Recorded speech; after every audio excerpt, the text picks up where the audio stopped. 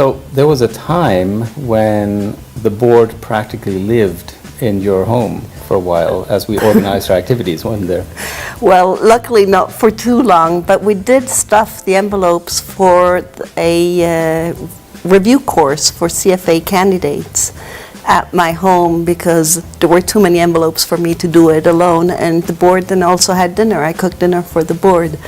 But it was interesting to see all of us working. That was the time before internet, obviously, but it also reflects on the fact that the society had many more members than we had initially planned for. Yes.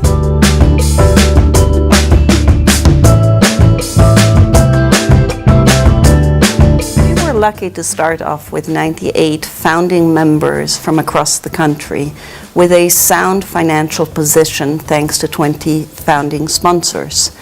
And this enabled us to hold educational events with resounding names such as Professors Sharp and Solnick or Jack Bogle.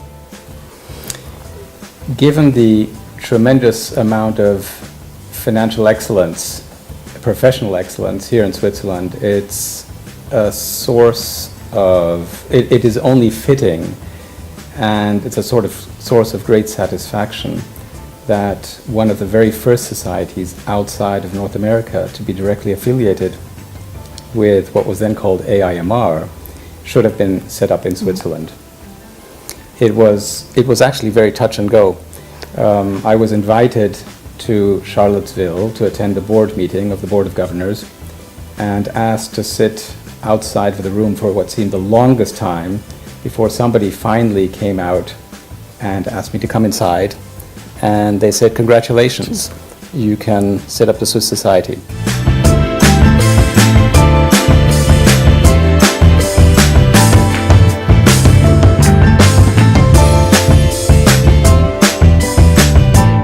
Switzerland is still by far the most important place worldwide for the management of private wealth. It's an industry which is undergoing tremendous change.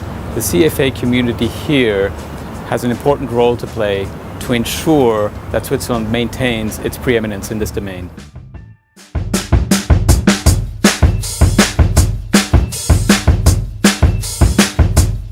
CFA, that time when I actually finished it, was a wonderful occasion because it opened up me to the Anglo-Saxon concept. So that time it was really on spot, I could use it, and that helped my career. And on the other hand, you actually get a wide open window for the international interaction in the financial markets and the better understanding of that. So that's what I had, and that's how it helped me.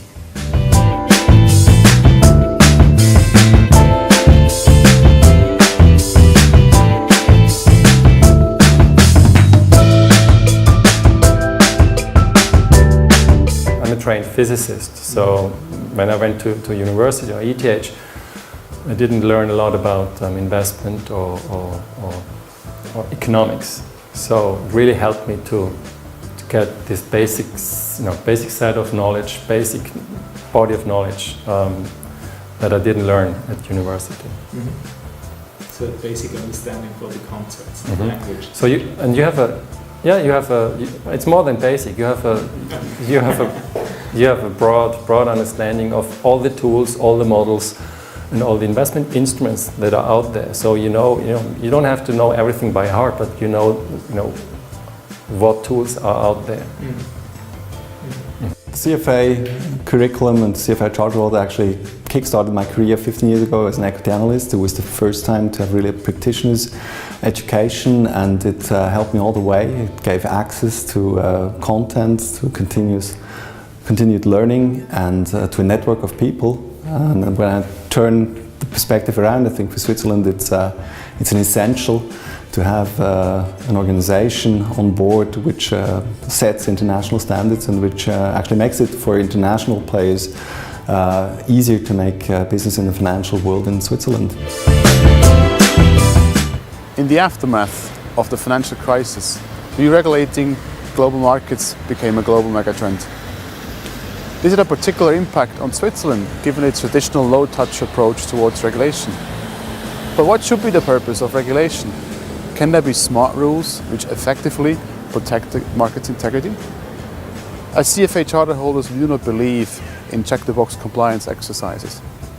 We rather advocate level playing fields among the market participants and promote ethical behavior in line with our code of ethics and standard of professional conduct. We guard our clients' best interest and intend to ensure the future of finance.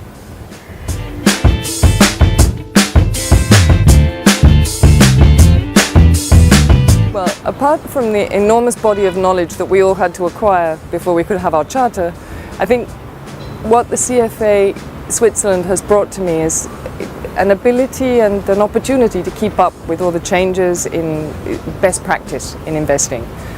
I think the investment industry has changed tremendously in the last 20 years, and the best way to keep up is to talk to peers.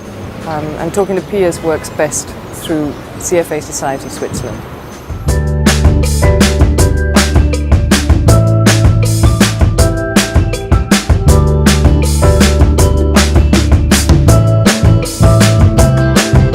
CFA Switzerland is a member organization that has no corporate interest to defend. But we care deeply about the viability of the Swiss Financial Center. We believe that our members, with their professionalism, their ingenuity and their competence, hold the key to the challenges that we are facing. Become part of the solution. My wife loved me taking the CFA exam because she knew I would take care of the baby when I was learning at night.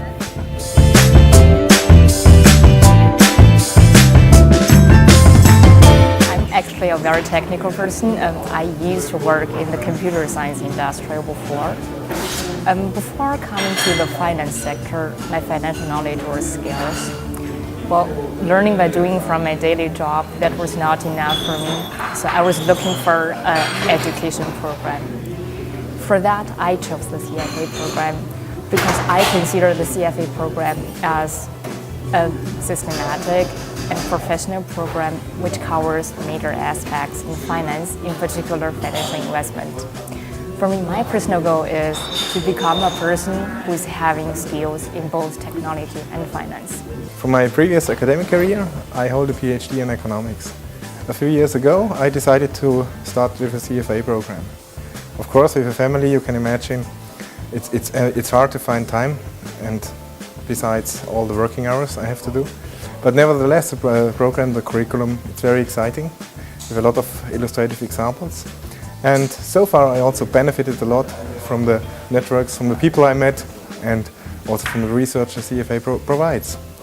And I guess, or hope, as a level 3 candidate, that I will soon have finished the program and also belong to that network. And yeah, I highly appreciate what the CFA does. So setting global standards with a high value of ethics and professionalism in the financial world. And yeah, I hope that I will be soon part of it. I started the CFA syllabus more or less by coincidence because a friend started it. And I started reading the syllabus. And what I liked about it was that it was well written in plain English. And there are tests at the end of every chapter. You can test your own knowledge.